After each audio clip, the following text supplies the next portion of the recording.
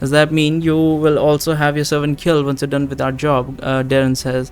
Oh goodness no, Olmec says. Barry is harmless. There would be no reason to kill him. He does not know any Lasethi other than the ones in the city, so as soon as those four are dealt with, he will revert to being just any servant without any of the spying shenanigans. Do you have any sort of map of the underground tunnels that could help us reach our destination? Kate says. Yes, as a matter of fact I do, Gollum says as he takes a folded parchment from his pocket and then begins to unfold it. He lays out the map on the workbench so we can all see it clearly, and then he explains to us in detail which of the tunnels we'll need to take and where the Lasethi headquarters is located on the map. Araka, can you... Iluna starts to say, but she gets interrupted. Yeah, I got it, Alka says. Hold on a second. She then conjures a detailed hologram of the underground tunnels, although the map seems to be a little different from how she usually draws it. The lines that represent the edges of the corridors are no longer all drawn in the same color. Some of them are blue while others are green. Is there a reason why you decided to use different colors for some of the corridors? I say. Yeah, the green tunnels are the ones that I can't actually detect with my magical sense, Araka says. I only put them there because they're on the map. They'll probably have walls and ceiling made of ceridium, which block my magical sense. I have no idea if there are people walking through them, or if they can even be accessed at all. The path to your destination doesn't seem to have any ceridium on it though, so at the very least we can be sure that we won't encounter any guards on the way. Now I'm supposed to ask her if she can sense any tunnels which are not on the king's map. Can you sense any tunnels that are not on the king's map? Yes, let's do that. Actually yes, Araka says, there are a few. Let me add them to the map. A few seconds after she's done talking, 3 more blue corridors appear to the hologram that is floating in front of her amulet. Hey look, I say, one of those corridors seem to link one of the tunnels we'll be taking with one of the Ceridium tunnels, and the tunnels also lead towards the Lasethi headquarters. Yeah, but I can't guarantee that the Ceridium tunnel is currently functional. Like I said, I only put it there because it was on the map. So we're going to wait for the next 2 hours. Darren says, should we go outside or... No, you definitely should not go outside. If you leave now and come back only a few minutes before the Lasethi's meeting, my servant may get suspicious. Contact them in some way. You can wait right here. I don't really have any chairs on in the room, but I've only just cleaned the floor, so you can sit on the ground if you want. He then stamps 2 more documents and hand them over to me so we can each have a look at them. There you go. These papers should be enough to absolve you of your crimes no matter where you go in Varathia. Now if there's nothing else you need to do, I will resume my work on the Lasethi device that was supposed to send you the instruction related to the tournament's objective telepathically. I've been trying to get it fixed for more than a week, but I still can't figure out what's wrong with it. So you can imagine how frustrating it has been for me. As Gollum goes to work on his device, Hardrick puts down his backpack and he reaches within it to pull out a deck of cards. So Hardrick says, anyone up for a game of cards? We spend the next hours or so playing a card game that Hardrick learned from dwarven taverns. Apparently one of the original rules of the game was that a player needs to take a sip of dwarven ale every time they lost a hand, but we had to scrap that rule for obvious reason. The game involved a lot of bluffing, so it was no surprise that Layla was the one who came out on top, given that she could read auras to tell if anyone was lying. Since I was the one she could get a read on the easiest because of my spiky aura, eventually got tired of losing every single match and decided to take a break to read my notebook some more, in the hopes to find more loopholes that Aiden might be using. Hey Darren, I say after reading through the notebook for some time, remember that one time when Aiden was paralyzed every one of you right before he teleported us in front of Thelius? What? Darren says as he was trying to focus on the card game while listening to me. Oh yeah, I remember. What about it? How many spells do you have that protect you against paralysis? I say. Just one. Darren says, and the shield does not protect against paralysis, so it's not protection overload. Okay. Is anyone else using protection against paralysis? Yes, Kate says. I use the spell described in the latest Advanced Theory of Magic book by Azarius. Alright, I say, and you Darren, which protection are you using? The golden one. Darren says, the one that makes a spinning effect with sparkles when you cast it. I say, okay, so you mean the advanced version from the standard White Mage book. And Hardrick, I assume that you're relying on your partial resistance that come from being a giant in order to defend yourself from such a spell. I believe I've read this somewhere, but I'll read it again, sure, why not? Yeah, Hardrick says, but I got paralyzed completely just like Kate and Darren despite my resistance. I say, well, do you guys know what these 3 types of defenses of yours have in common? What? Darren says, absolutely nothing, I say. The close one over, which means that Aiden was not using a loophole this time around. In fact, I don't think he was using paralysis at all.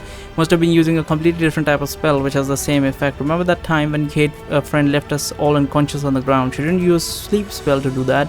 She used electricity. I'm suspecting that Aiden used a similar method to temporarily paralyze you. Didn't you all feel a shock right before you fell to the ground? I'm pretty sure you must have also felt a few other electric shocks afterwards, which were meant to keep you paralyzed for a longer period of time. Come to think of it, yeah, Darren says, I did feel some kind of electric shock, but they didn't feel much different from the feeling you get from normal paralysis, so I didn't really notice the difference at the time.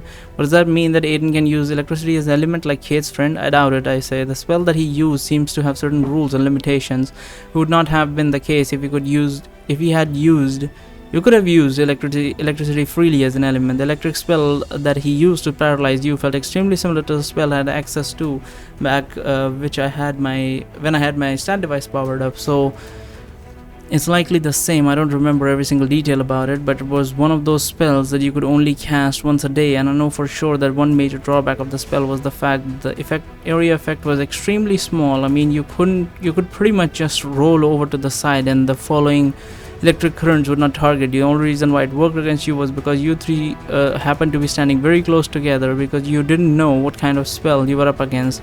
If you knew how it worked, you could have just gotten out of the way at the exact moment where a new electrical current hits you, since the effect of the paralysis wears off in a bit right before each new shock. Yeah, I very much doubt that I could have done that, Darren says, since I was trying to break free of the spell effect the whole time and it didn't work. That's because the spell shocks you at faster intervals if it sees you're trying to break free. I say it doesn't work that way. You need to be relaxed and to only try to escape at the very last second. Of course, you can't know how often it will shock you until you let yourself shocked a few times while counting the number of seconds for each intervals. The intervals will not always be the same length, but there will be usually a pattern that you can figure out. Once you're sure you get the count right, you wait for the last moment and only then you try to escape. Obviously, the easier way around. This would be used protection against electricity, but with the amount of energy it takes to keep that protection up and running, it would be insane to use it at all times, on the off chance that you'll get attacked by an electrical spell other than the standard one. Hardrick says, not that I meant to interrupt or anything. We should really hurry up if we want to finish the game before we leave. We only got about half an hour left before the Lassetti meeting. Everyone except Layla still has at least 6 cards left in her hand. Once Hardrick and the others finish the game, we'll leave our backpacks in the care of King Gollumuk and we all get ready to descend into the tunnels below.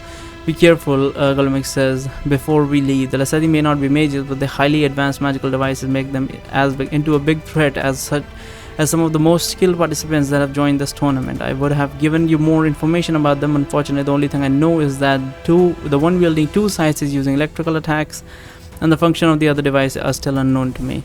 Well, I say at least we know who will be targeting first. The king opens the trapdoor which leads to the underground corridor, and an extension ladder drops down, allowing us to reach the floor of the tunnel safely.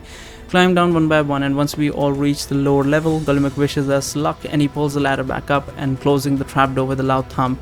Looking up, I can barely tell that there had been a trapdoor on the ceiling above us only a few seconds ago. The texture of the secret door blends perfectly with the rocky surface of the ceiling and the walls, making it completely hidden unless you know exactly where to look for it. We travel through the corridor for a few minutes, making sure to carefully follow the directions the king gave us, but periodically asking Araka if she doesn't sense any guards on our way to the Lassetti headquarters. Look, the Lassetti are starting the meeting, Flower says. She points towards several green dots that are now moving towards the Lassetti headquarters in the Araka's hologram. A little earlier than they were supposed to, but not by much, Darren says as he also looks towards the hologram in front of Flower. We should still make it there before they finish. It won't be long until we reach the corridor. And then he stops in his tracks and looks towards the hologram with a thoughtful expression on his face. Devon says as we all stop to look at him. Haruka, this is where you said there is a tunnel that wasn't marked on the king's map, right? Yeah, Haruka says. There's probably a lever or something hidden inside that wall that would open the secret door. And you're sure the tunnel is directly the tunnel over there that goes to the headquarters, Haruka says. Already told you, Haruka says. I don't know what this tunnel leads to. It may be another tunnel or it may be a dead end as well, as far as I know. Not to mention that even if it leads to a tunnel, there is no guarantee that it won't be filled with guards, since I can't sense anything inside it. Then why are you so suddenly interested in that tunnel of us? And Hardrick says, why can't we just follow the path that we're already following? I don't know what Dylan says. It's just that these completely empty tunnels are giving me an uneasy feeling. I get that all the Lassetti already posted guards at all the entrances they know of, but to encounter any sort of resistance on our way to the headquarters seem not encounter any kind of resistance on the way to the headquarters seem too convenient, way too convenient. Well, that is true. So we're gonna agree with Darren on this one. I agree, if they already know that the king's servant was being followed. I agree, but if they already know the king's servant was being followed, you guys really think this might be a trap? Hadrick says possible. Darren says, I mean, the king already told us that the Lassetti have spies on their own in the city. They also have listening devices in the king's throne room.